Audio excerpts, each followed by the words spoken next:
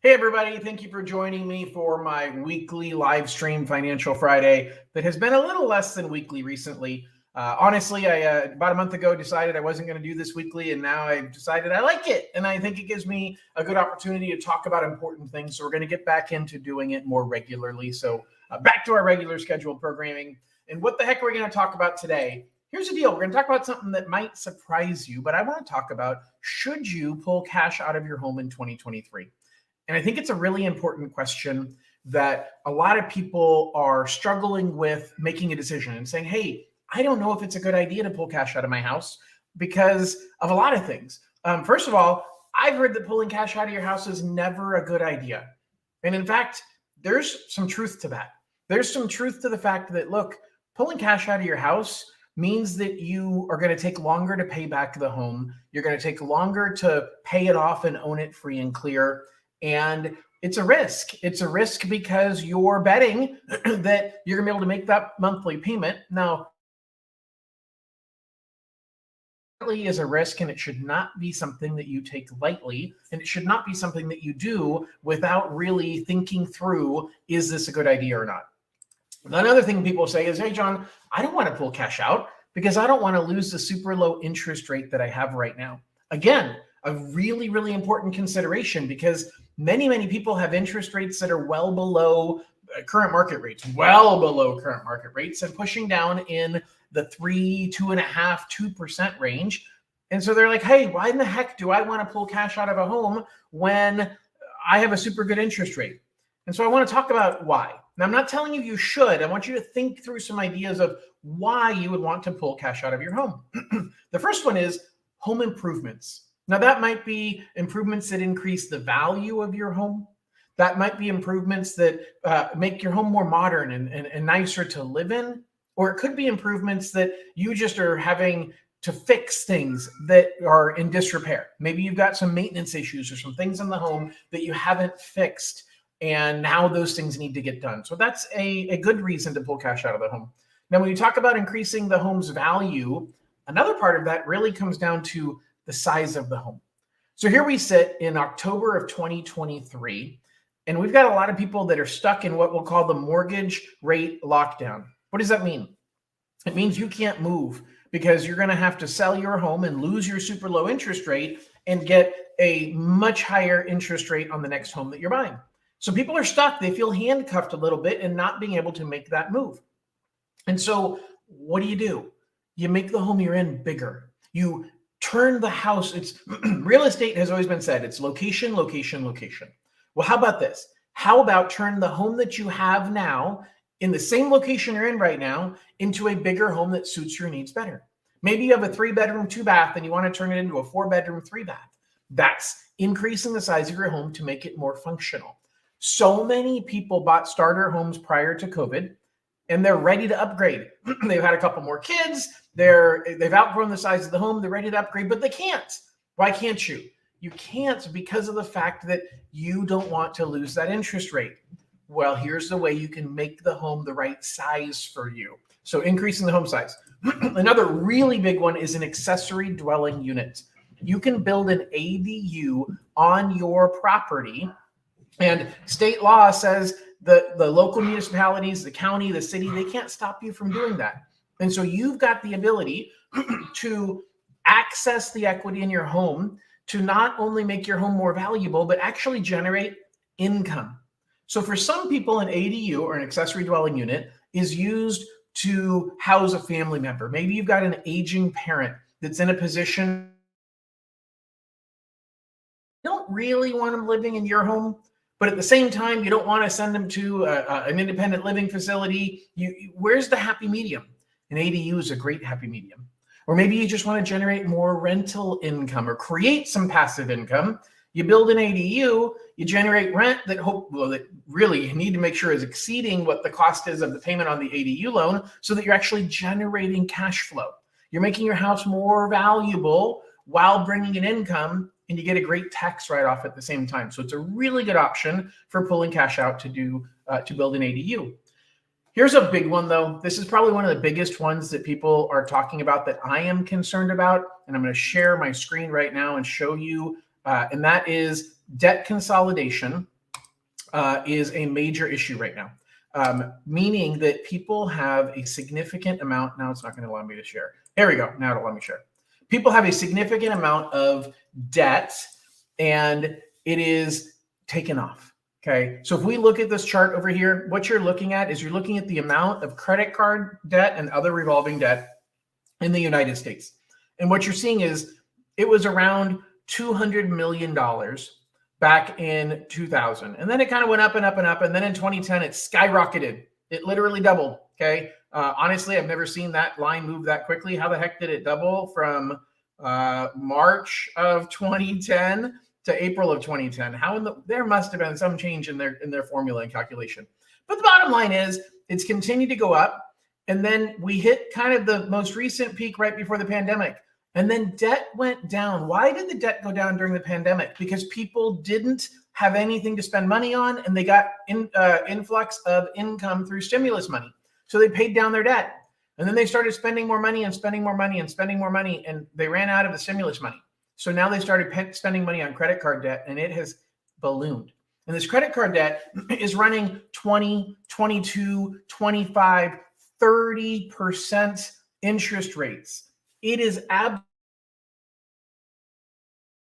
what I'm worried about when it comes to your ability to afford to pay for your house. You're worried about keeping your 3% interest rate. I'm worried about you affording your home when you have all of this credit card debt that's at 25 and 30%. So we want to show you options that says, hey, maybe we want to consolidate that and do it without necessarily losing your primary loan, without having to lose that 3% interest rate. So I'm going to talk a little bit more in detail about that in a couple minutes. But another reason to pull cash out, education. Okay, student loan debt has ballooned. It's a major problem. The federal government is trying to resolve it. But I got to tell you, if they're forgiving money on the back end, they have to change something about the front end of how much they're giving away. And there's got to be a shift in how we think about college education and how we think about financing it. And I'll tell you that one of the ways that people have financed college educations for years is through the equity in the parents' home. Now, I'll tell you there's pros and cons there. I don't know that it's always the right answer, because the truth is people who financed their kids' college education over the last 10 years by pulling cash out of their home, that debt's with them forever. And the federal government is saying, hey, we're thinking that we can forgive this debt. And if you make payments on it, just a tiny, tiny payment for whatever, 20 years, we'll forgive the rest of the money. So be careful about tying debt to your home like tuition. It's actually one thing that I'm not a huge fan of, because there's a lot of programs and a lot of energy from the federal government about ways to eliminate student loan debt, but they're not going to eliminate it simply because you had it on your mortgage. It has to be a standalone student loan for you to be able to eliminate it.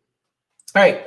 Another reason why some people pull cash out, business ventures. It's actually the number one source of money for businesses when people are looking to start a business or expand a business. So if you're in a position where you're trying to figure out, how do I get that money to start or expand my business?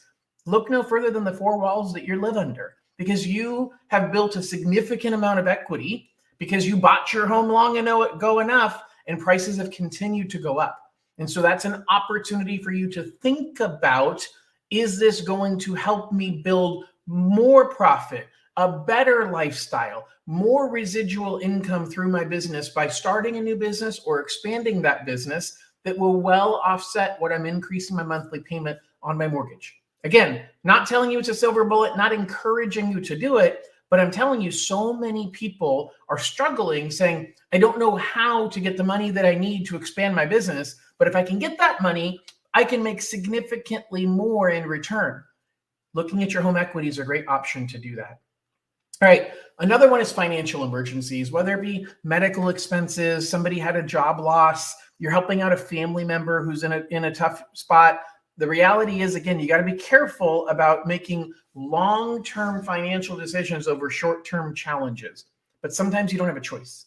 Sometimes it's just the only way to make it through. And so you want to look at that at your home equity as sometimes it's an emergency fund that will help get you through. Another reason why some people pull cash out, investment opportunities. Now, I like one of these and I don't like the other one. I think pulling money out of real estate to buy more real estate, I think that's a great idea. I think pulling money out of real estate to buy stock, it's pretty darn risky. And I'm not a huge fan of it. Now it's your money. If you want to do that, go for it. I'm not a huge fan of it. I'm not a proponent of it. There are people who do it, and I think that it's a scary proposition. So I'll just tell you, I'm not a fan of that. Again, not my place to tell you where to spend your money, but I would say I'd rather see the money in your home equity and continue to have that grow than pulling it out and putting it in the stock market. So there's different strategies there. There's some people that'll say I'm completely wrong. I don't know that there's any one right answer. I will tell you that sometimes you can put less of a down payment on a home and save the money and put it in the bank and invest some of it in the stock market. And I think that's a fine idea, but that's a different situation, because at that point you're only changing your cost for owning the home by a little bit. But for most of you, you've got a super low interest rate, and pulling cash out is going to be at a significantly higher rate. So to pull cash out at a significantly higher rate to invest it into the stock market, you'd have to make really, really good returns for it to make sense. So I am not a huge fan of that. Couple of more things that people do pull cash out for. Life milestones. That's actually a pretty big one, to take home equity, maybe do a home equity loan or line of credit for weddings. Pay for that wedding that you had been always intending to but never had the ability to save up for. Maybe you're in a retirement situation and you want to, I've had some people who have actually pulled money out to buy back some years of their pension plan. So if you're in a pension plan, you know what that means. If you're not, then it doesn't matter. Here's one that I'm not a fan of. They call it lifestyle enhancements, things like travel, buying luxury stuff. I got to tell you, I love the idea of experiences. And I have had some clients who have said, hey, I'm retired. It's later in life. I want to take out a lump sum of my home equity right now, and I want to splurge and go travel, do a world tour or world cruise with my family. And that's a different story, because that really falls under what I call legacy or early inheritance. I think that's pretty awesome. I think tapping into the equity of your home in order to provide something to your loved ones before you're gone, to see their joy if they're looking to buy a home and you want to help a loved one buy a home and get a down payment on their home so they can get in there, and they get that money before you're gone. Because inheritance is one thing, but inheritance, you're not here to see them enjoy it. Versus if you give it to them now, you're creating a legacy for yourself while you're still around to see them enjoy it. I think that's critical as something to think about when you're thinking about your life and what's important to you. Here's another area, a couple of areas left I want to talk about, and that is long-term care. I think that we, at least my generation, so being in Gen X, we're kind of called the sandwich generation. I've got kids that I'm taking care of, and we've got aging parents that we're starting to have to take care of. And there's some costs associated with that. And there's some things that people look at to say, how do I pay for this? How do I help out mom and dad? And so this is another thing to think about, is how do you help them provide care, have a better quality of life? Sometimes tapping into your home equity is a good way to do that. The last reason that I've come up with why people pull equity out of their home is actually to protect against real estate market fluctuations. Give you a good example of this is back in 2007, when the market collapsed, a lot of people had home equity lines of credit that they had not tapped into. In other words, it was like a credit card that you didn't owe anything on, but you had an available balance. Well, what happened is the banks pulled away that available balance. They said, hey, we're trimming it back, or we're cutting you off. Well, the problem is people are counting on that, especially during tough times. If we look at the era from 2007 through 2011, a lot of people lost their jobs. A lot of people struggled, and they really could have used that money in the home equity line of credit. And so some people that I know, they fully liquidated the line of credit. They pulled the money out and stuck it in the bank. And they said, you know what? I've seen my friends have their line of credit pulled, and I don't want that to happen to me. And so I'm taking the money out. And those people, it was a gamble, but it paid off for them because they had that money in reserves. They had that money sitting there like the nuts that a squirrel puts away for the wintertime, that will help them to be able to deal with the challenging times that were coming ahead.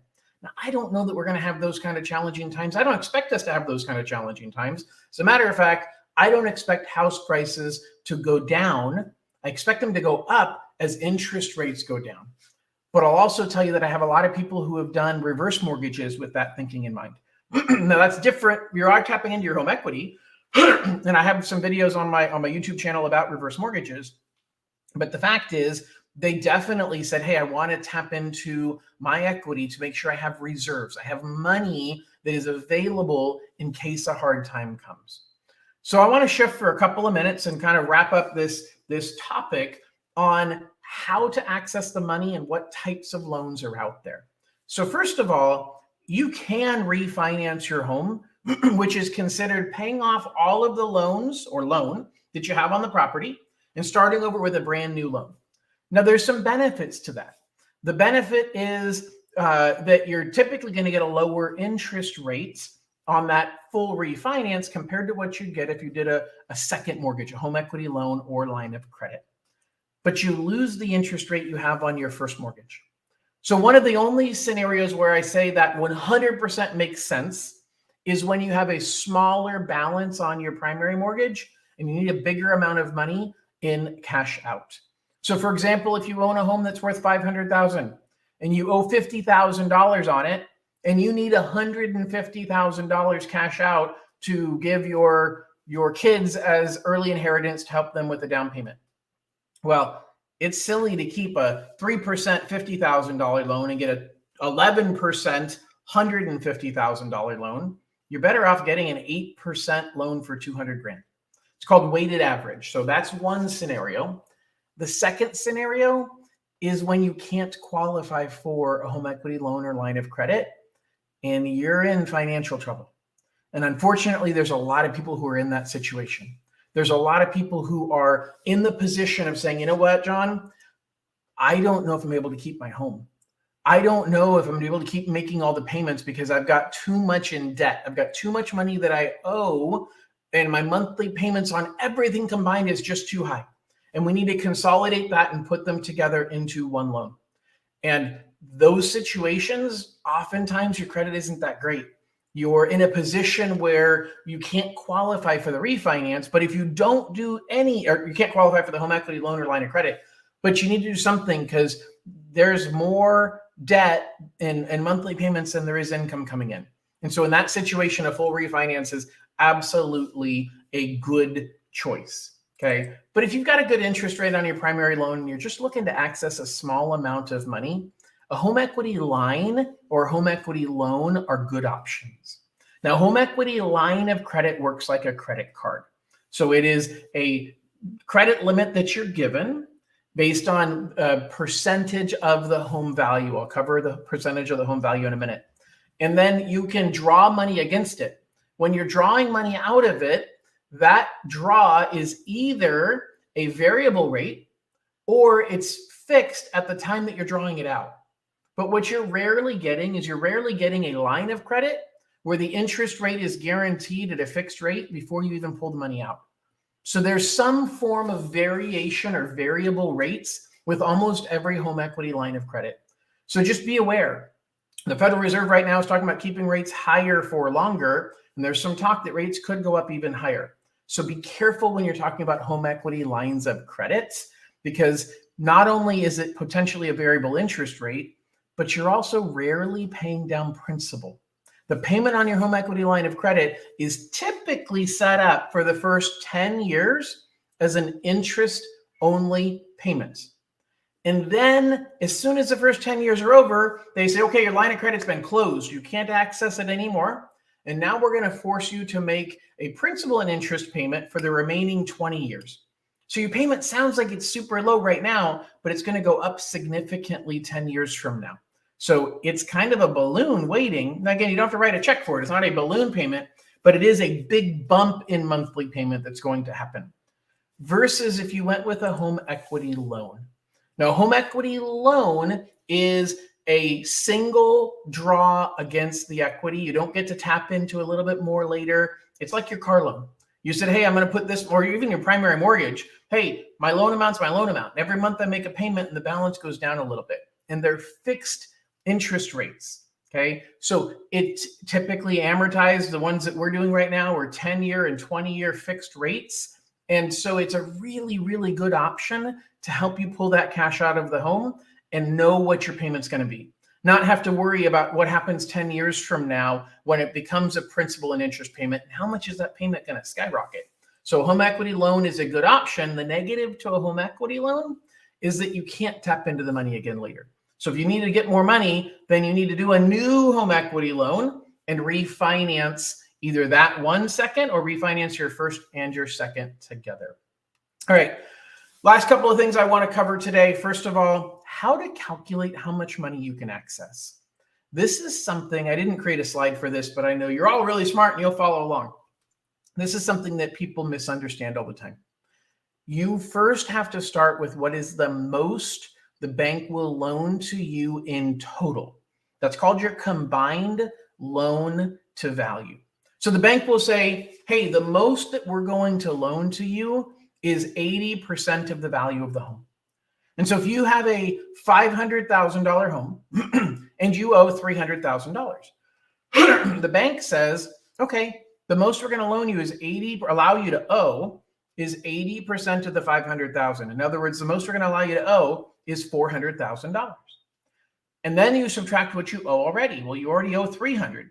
So you have $100,000 available for that home equity loan or line of credit. The mistake people make is they say, no, John, that math is wrong. The house is worth 500,000 and I owe 300. So therefore there's $200,000 in equity remaining. And the bank says I can borrow 80% loan to value. So I can borrow 80% of that 200,000. In other words, I can borrow $160,000 on my home. You cannot. You have to first figure out what is the maximum you can owe in total. That is called the combined loan to value. Then you subtract what you already owe, and that's your remaining lendable equity. Now, here's a really key point. Most banks are going to cap you at anywhere from 70 to 75 to maybe 80% of the value of your home. And as a matter of fact, all of the refinances right now, except for a VA loan, cap you when you're pulling cash out at no more than 80% of the value of the home. VA, technically, you can pull out 100% of the value of your home on a cash out refi. So if you're looking for more than 80% of the value of your home, maybe I had a client last week that we were talking about this, and they still owe, they put 5% down when they bought their home. Their value's gone up, but they still owe 80% of what the house is now worth. So they don't have any available equity, but they really needed to pull some cash out because they had some really high interest credit cards. And so I was able to show them through a product that we just launched that allows you to do a home equity loan up to 90% of the value of the home. Now that's scary when you worry about values going down. I am not worried about values going down. I think values are going up because we have a shortage of homes that are available for sale, and we have very, very many buyers that want to buy those. Just a lot of those buyers are sitting on the sidelines right now, waiting for interest rates to drop. So when interest rates drop, house prices are going up. Now you're building more equity. So for this client, I showed them they owe their house is worth $500,000. They owe $400,000 on the house right now. But I showed them that I can give them a $50,000 home equity loan, 20-year fixed rate term. Now the rates aren't pretty, and the rates are double digits. We might be at 11 or 12% interest rate, but it was significantly cheaper than what they're paying on their 28% interest rate credit cards, and it's tax deductible. So it's really, really important to understand, A, how much money you can access, but more importantly, that you have options to tap into a greater percentage of your home value than what most banks will tell you. So if you're in a position where you've got more credit card debt, we really need to talk and figure out how do we consolidate that for you to save you money, to keep you from getting into a worse position. So where to get started, it's simple. Just give me a call. So if you've got questions, you can give us a call. We can schedule a consultation. My phone number should show up down below, or something's going to happen here momentarily that'll tell you how to reach me. And we can talk about what your situation is. Okay. So somewhere along here, you're going to see it pop up in a second. There we go. Next steps. Beautiful. So what you want to do, obviously you can email us or give us a call, or you can scan the QR code to the left, and it will allow you to go directly to my mobile application where you can start the loan application process. We take your information and we just do a soft credit pull. We look at your income and we look at your credit, and we help you figure out which option is the right one for you. What I don't want you to do is I don't want you to put your head in the sand and hope that everything gets better. Because here's the deal, interest rates aren't coming down anytime soon. And we're going to see more people run into challenges because unfortunately, we've let our debt get out of control. So if you're in that position, or you just want to make your home better or build an ADU, I would love to help you make it happen. So give us a call, scan the QR code on the side, and let us help you make your dreams come true. Thanks so much for listening today, and I hope you all have a wonderful